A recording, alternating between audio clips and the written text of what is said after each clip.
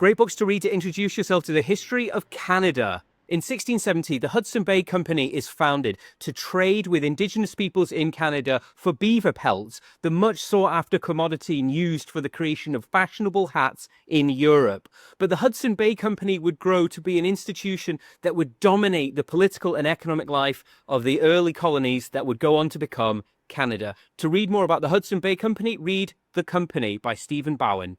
In the 18th century, Britain and France were locked in a global battle for supremacy. The British decided it was time to end the threat posed to their loyal 13 colonies in North America by removing the presence of the French from Canada. This led in 1759 to the Siege of Quebec, where Captain James Wolfe leads the British army on the fields of Abraham against the French army. To read about the British conquest of Quebec, I would recommend Death and Victory by Dan Snow.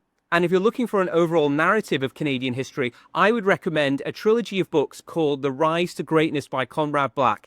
It talks about Canada from Native American settlements through to the early days of the Viking explorers, all the way through the French arriving, and then up through British conquest, the Dominion status of Canada, and Canada emerging as a modern, proud, and independent state.